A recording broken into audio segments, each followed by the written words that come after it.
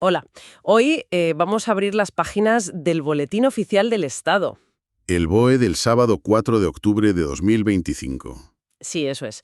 Puede sonar, bueno, a lectura obligada no, pero en realidad es como una mirilla, fíjate, a la sala de máquinas del país.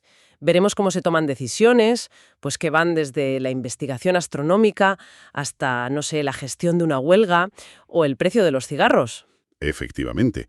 El BOE no es un mero listado de leyes, ¿eh? Es un termómetro diario de la actividad oficial. Claro. Refleja acuerdos internacionales que nos sitúan en el mapa científico, decisiones económicas que afectan al bolsillo, nombramientos que mueven la administración, bueno, y cómo se intenta equilibrar derechos fundamentales con necesidades colectivas. Nuestra tarea hoy es destilar lo más interesante, lo más significativo de esta edición, encontrar esas claves que nos ayudan a entender un poco mejor pues, todo este engranaje complejo que nos rodea.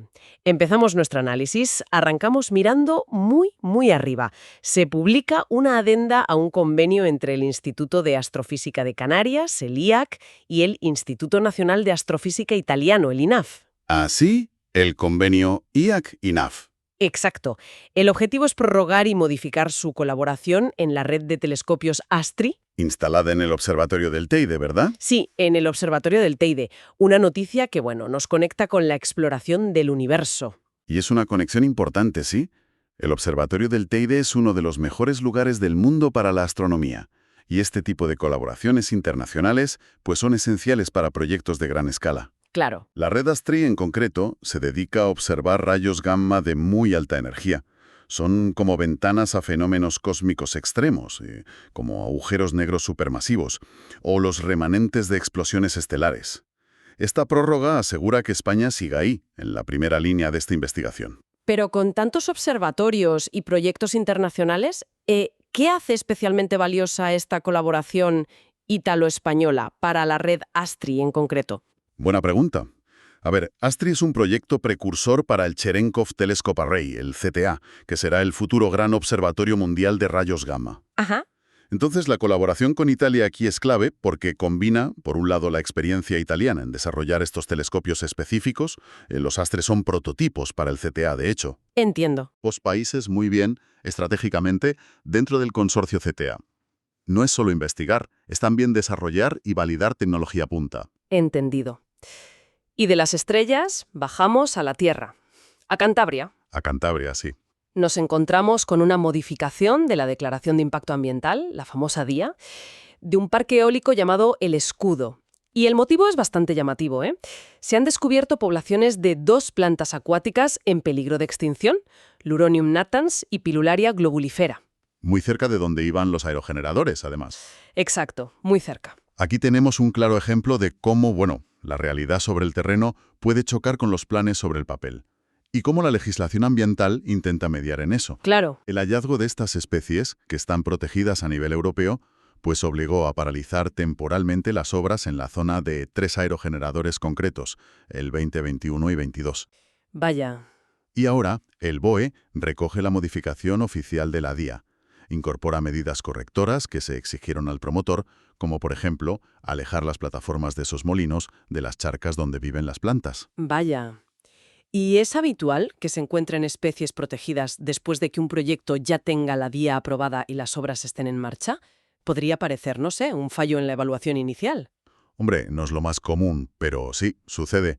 Las evaluaciones ambientales se basan en estudios previos, que intentan ser exhaustivos, claro, pero la naturaleza es dinámica, y a veces hay hallazgos inesperados, sobre todo con especies pequeñas o de hábitats muy concretos.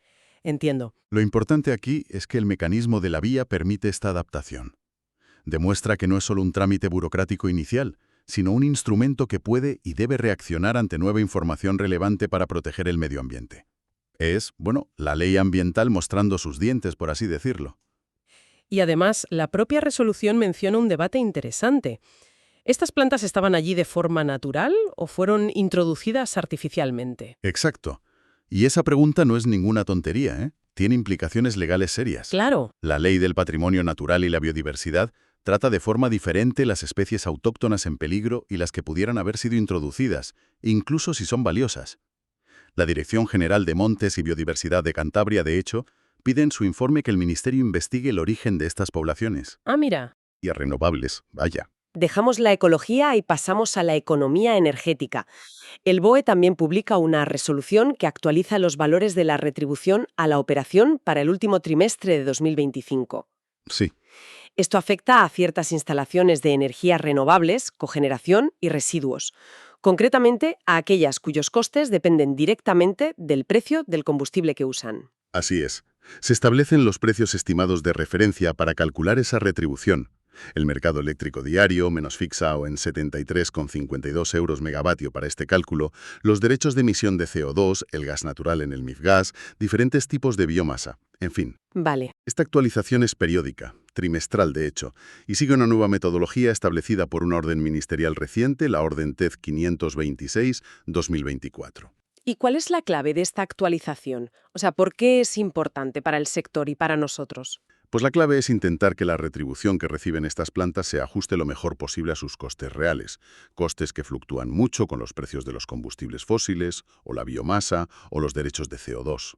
Claro, tiene lógica. Busca equilibrar la viabilidad económica de estas instalaciones, que son importantes para la transición energética, con la realidad cambiante de los mercados. Indirectamente, esto puede influir en la factura final de la luz, claro, ya que estos costes forman parte del sistema eléctrico.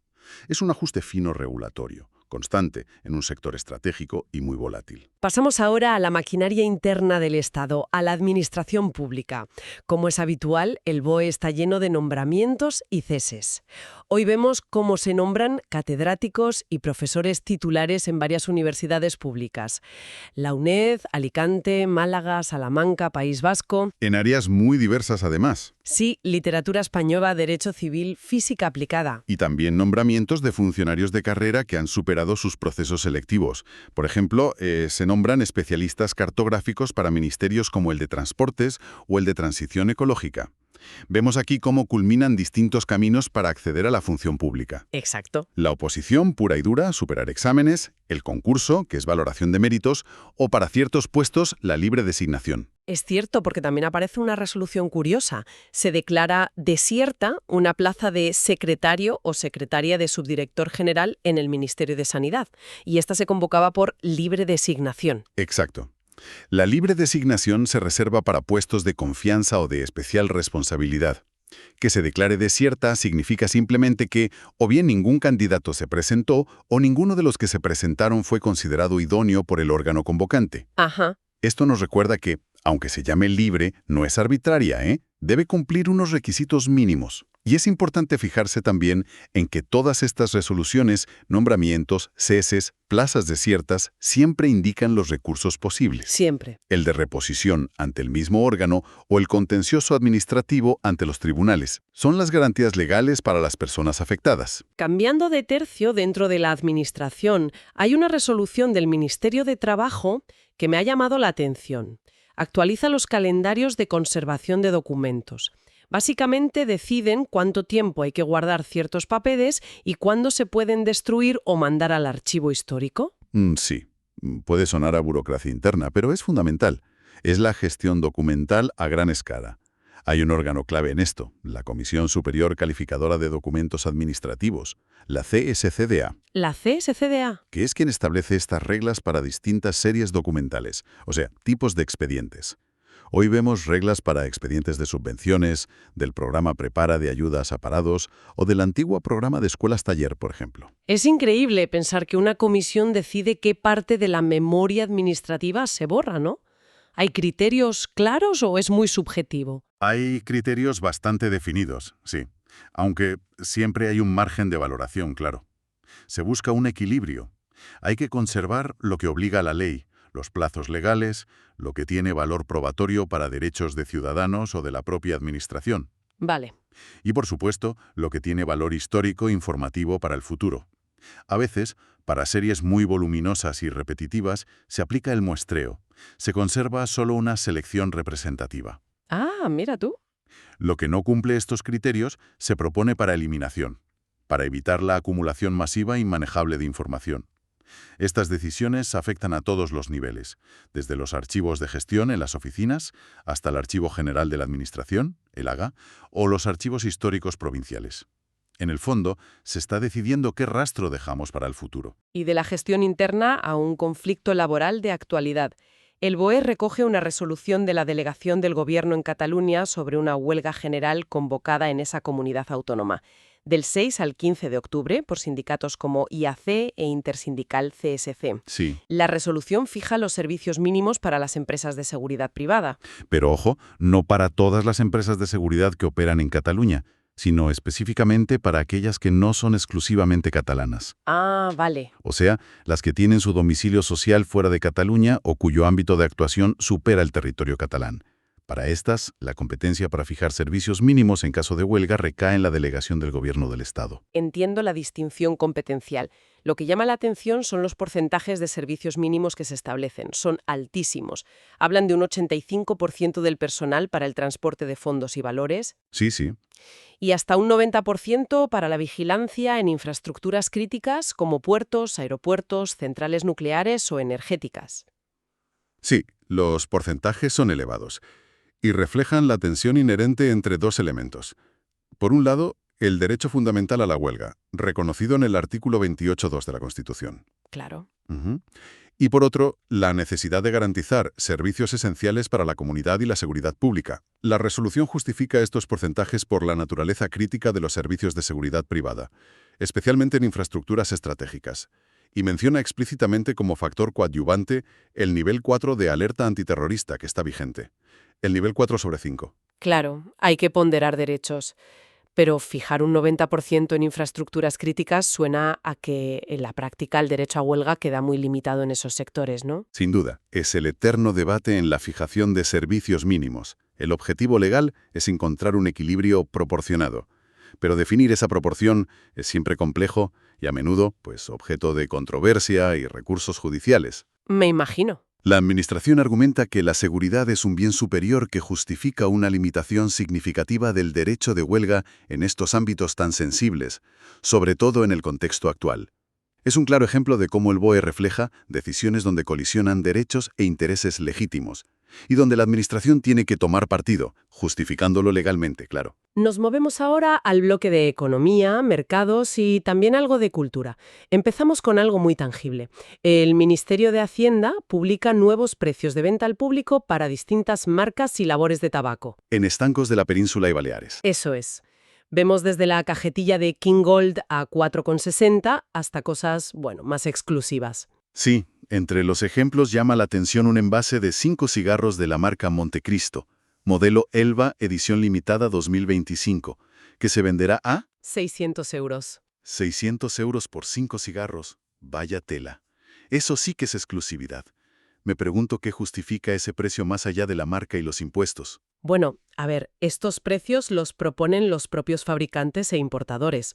El Comisionado para el Mercado de Tabacos, que es el organismo regulador, simplemente los publica una vez propuestos. Ah, vale. Evidentemente, una parte muy importante del precio final son los impuestos especiales y el IVA, que en el tabaco son muy elevados y una fuente clave de recaudación, claro. Claro, pero en productos como esa edición limitada, pues claramente entra en juego un factor de posicionamiento de lujo, exclusividad, producción limitada, parecido a lo que ocurre con otros bienes de alta gama. El mercado del tabaco tiene también ese segmento premium. Cambiando de mercado, la CNMC, la Comisión Nacional de los Mercados y la Competencia, publica su resolución anual identificando a los operadores principales en los mercados de telefonía fija y móvil para el año 2024. Es una publicación importante, sí, para la regulación del sector de las telecomunicaciones. En telefonía fija, identifica como principales a Telefónica, Orange, Vodafone, a través de Vodafone Ono, Digi y Colt Technology Services. ¿Y en móvil? En móvil, repiten Orange, Telefónica Móviles, Vodafone, Digi y se añade una quinta, WiWi Mobile SLU. ¿Y qué implica ser designado operador principal? O sea, ¿qué consecuencias tiene para estas empresas? Pues ser principal significa que, según la ley, el Real Decreto Ley 6/2000, estos operadores tienen una posición de dominio o influencia significativa en el mercado. La consecuencia principal es que sus accionistas, los que posean una participación significativa, están sujetos a ciertas limitaciones. ¿Limitaciones? Y obligaciones de notificación a la CNMC si quieren participar en el capital de otros operadores principales del mismo mercado o de mercados relacionados. El objetivo es prevenir una concentración excesiva del poder de mercado en pocas manos. Entiendo, fomentar la competencia. Eso es, fomentar la competencia y, en teoría, beneficiar a los consumidores con mejores precios y servicios. Es un corsé regulatorio, digamos, para los grandes jugadores del sector. Vemos también hoy una avalancha de convenios publicados por el Ministerio de Asuntos Exteriores. Son acuerdos entre embajadas y consulados españoles en el extranjero. Sí, muchísimos. Vemos ejemplos en Houston, Manila, Varsovia, Yaoundé y empresas españolas o con intereses allí. Nombres como Indra, Repsol, Goya Foods, Técnicas Reunidas, CAF, BVA aparecen como patrocinadores. Sí, el motivo común de todos estos convenios es el patrocinio de las celebraciones de la Fiesta Nacional de España, el 12 de octubre, en las distintas representaciones diplomáticas. Son un ejemplo claro de colaboración público-privada en el ámbito de la diplomacia pública y cultural. Ajá. Las empresas aportan financiación o recursos y a cambio obtienen visibilidad en eventos que buscan proyectar la imagen de España y fortalecer lazos con la comunidad local y española residente. Resulta interesante ver las cláusulas que se repiten en todos ellos. Todas mencionan el uso de los logos de las empresas, la protección de datos, incluso nombrando a los delegados de protección de datos de cada parte. Y una aclaración curiosa. ¿Te refieres a la cláusula que dice que la difusión que hace la embajada o consulado sobre la participación de la empresa no constituye una prestación de servicios publicitarios? Esa misma. Es una precisión legal importante, sí. Sirve para dejar claro que la embajada no está actuando como una agencia de publicidad para la empresa, sino que la visibilidad es una contraparte dentro de un marco de colaboración institucional y de patrocinio para un evento de interés público. Evita posibles malentendidos sobre la naturaleza de la relación. Entendido. Y para completar este bloque, una pincelada cultural. El Ministerio de Cultura ejerce el derecho de tanteo sobre 2 obras de arte que habían salido a subasta. Correcto. Se trata de una pintura de Amalia Avia, Procesión de la Soledad, de 1959, que se destina al Museo de Santa Cruz de Toledo. ¡Qué bien! Y un busto de mármol del escultor Miguel Blay, fechado en 1912, que irá al Museo Nacional del Prado. El derecho de tanteo permite al Estado comprar preferentemente estos bienes culturales, igualando el precio alcanzado en la subasta. Es un mecanismo clave. Clave, sí, para asegurar que piezas significativas del patrimonio histórico español no se dispersen o salgan del país y puedan ser disfrutadas por todos en colecciones públicas. Antes de pasar al último bloque, integramos un par de apuntes más breves de este BOE. Como cada día, el Banco de España publica los tipos de cambio oficiales del euro frente a otras divisas mundiales. Información esencial para el comercio internacional y las finanzas, claro. Y también la Dirección General de Seguros y Fondos de Pensiones publica una resolución que modifica un detalle técnico en el procedimiento de cesión de cartera de una aseguradora que está en liquidación. Hello Insurance Group se llama. Esa es. La cesión de cartera es básicamente el proceso por el cual los contratos de seguros, las pólizas de los clientes de una compañía que desaparece, se transfieren a otra aseguradora para que siga dando servicio. Esta resolución ajusta algún aspecto de ese traspaso, detalle técnico. Perfecto. Ya integrados esos apuntes, entramos en el último gran bloque del día. Educación y universidad. Ya mencionamos los nombramientos de profesores, pero hay más. Se publican varios acuerdos sobre planes de estudios. Así es, se oficializan planes de estudios nuevos o modificados para títulos de grado y máster en diferentes universidades, tanto públicas como privadas. Vemos la Cardenal Herrera Seu, Nebrija, Barcelona, País Vasco, Zaragoza. Necesario para que tengan validez oficial, ¿no? Exacto, en todo el territorio nacional. Entre ellos destacan varios que llevan el sello Erasmus Mundus, todos coordinados o participados por la Universidad del País Vasco. Unos sobre ciudades inteligentes, otros sobre electrónica de microondas y fotónica. Y un tercero sobre materiales para almacenamiento de energía. ¿Qué tienen de especial estos másteres? Pues los másteres conjuntos Erasmus Mundus son programas de excelencia financiados por la Unión Europea. Su característica principal es su fuerte internacionalización. Son ofrecidos por un consorcio de al menos 3 universidades de distintos países europeos, y a veces de fuera de Europa también. Los estudiantes cursan partes del programa en diferentes universidades del consorcio, lo que implica movilidad obligatoria. Suena muy competitivo y enriquecedor. ¿Supone una diferencia real para el currículum de un estudiante español hacer uno de estos másteres frente a uno nacional? Generalmente sí. A ver, más allá del prestigio asociado a la marca Erasmus Mundus, ofrecen una experiencia internacional muy intensa. Dan acceso a redes académicas y profesionales europeas, y a menudo pues la posibilidad de obtener un título conjunto o múltiple de las universidades participantes. Claro. Para un estudiante es una puerta a una especialización muy puntera y a un perfil profesional con clara vocación internacional.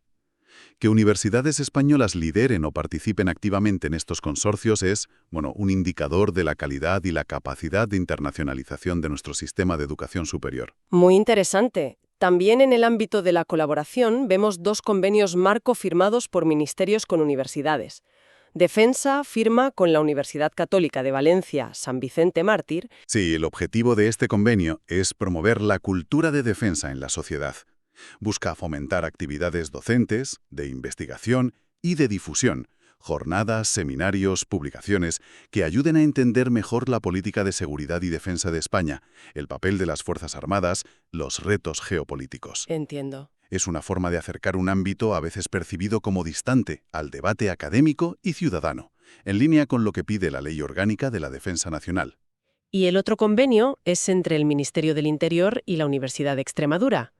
Este parece tener un enfoque más práctico, ¿no? Totalmente. Busca facilitar que los estudiantes de la Universidad de Extremadura puedan realizar prácticas académicas en distintas unidades del Ministerio del Interior: Policía, Guardia Civil, instituciones penitenciarias. Qué bueno para los estudiantes. Sí, y también fomenta la colaboración en investigación aplicada, y que los estudiantes puedan desarrollar sus trabajos de fin de grado, los TFG, o fin de máster TFM, sobre temas de interés para el Ministerio, relacionados con seguridad pública, criminología, gestión penitenciaria. Es una vía de doble sentido: formación práctica para los estudiantes y transferencia de conocimiento útil para la administración. Y hablando de gestión penitenciaria, el último punto que destacamos hoy es precisamente un convenio específico sobre educación en prisiones. Lo firman el Ministerio del Interior a través de instituciones penitenciarias y la Generalitat Valenciana. Este es un convenio fundamental, sí. Aborda directamente el mandato constitucional, el artículo 25.2, que establece que las penas privativas de libertad deben estar orientadas hacia la reeducación y la reinserción social. Y la educación es clave para eso. Es una herramienta clave. Exacto. Como la competencia educativa reside en las comunidades autónomas, este convenio coordina la actuación de la Administración Penitenciaria Estatal y la Administración Educativa Valenciana para garantizar la oferta educativa dentro de los centros penitenciarios de la Comunidad Valenciana. El texto detalla mucho la oferta, desde alfabetización y obtención del título de graduado en eso, hasta bachillerato, formación profesional básica y de grado medio. Enseñanzas de idiomas e incluso el acceso al programa de formación online Aula Mentor. También define quién hace qué, claro. Exacto. La Generalitat Valenciana se compromete a aportar el personal docente necesario, maestros, profesores, los materiales curriculares y a organizar la actividad educativa. Por su parte, instituciones penitenciarias facilita los espacios adecuados dentro de las prisiones, el equipamiento básico y colabora en la organización y la selección de los internos participantes. Es un ejemplo modélico, diría yo, de cooperación entre administraciones para asegurar un derecho fundamental en un entorno especialmente complejo, reconociendo el potencial transformador de la educación. Pues con esta mirada a la educación en centros penitenciarios cerramos nuestro recorrido por el BOE de hoy. Hemos tocado temas tan variados como la astrofísica de vanguardia, la protección de plantas amenazadas, los ajustes en el precio de la energía, La gestión de archivos, los servicios mínimos en una huelga. el precio de cigarros de lujo, la competencia en telecos, la diplomacia cultural a través del patrocinio, la protección del patrimonio artístico. ¡Uf! Y la colaboración para formar universitarios y personas privadas de libertad ha sido un buen reflejo, sí, de la diversidad de asuntos que regula y registra el Estado diariamente. Totalmente. Hemos visto cómo se intenta equilibrar desarrollo económico y protección ambiental, cómo se gestiona el empleo público, cómo se ponderan derechos fundamentales como la huelga frente a la seguridad, Sí. cómo se regula a economía en sectores tan distintos como el tabaco o las telecomunicaciones, y cómo se busca garantizar derechos sociales como la educación o el acceso a la cultura. Son piezas de un enorme mecanismo que opera día a día. Entonces, ¿qué nos llevamos de este análisis? Que el Boletín Oficial del Estado, lejos de ser un documento árido e indescifrable, es un diario de a bordo de la sociedad. Exacto. Registra las decisiones, grandes y pequeñas, que van configurando nuestro entorno legal, económico, social y hasta cultural. Y nos muestra la complejidad de gobernar en el siglo XXI, con esa necesidad constante de ajustar normas, equilibrar intereses contrapuestos y colaborar entre distintos niveles de la administración y con el sector privado para alcanzar objetivos colectivos. Y esto nos deja con una reflexión final. A ver, dada la ingente cantidad de información oficial que se genera cada día, BOE, boletines autonómicos, diarios oficiales de la UE, y su complejidad técnica y jurídica, ¿es realista esperar que la ciudadanía pueda mantenerse informada de manera efectiva sobre las decisiones que le afectan directamente? Es una buena pregunta. ¿Qué rol pueden y deben jugar iniciativas que intentan traducir, resumir y contextualizar esta información para hacerla más accesible? ¿Es suficiente o necesitamos mecanismos más proactivos de transparencia y participación? Ahí queda la reflexión. Una pregunta abierta para seguir pensando. Hasta la próxima exploración.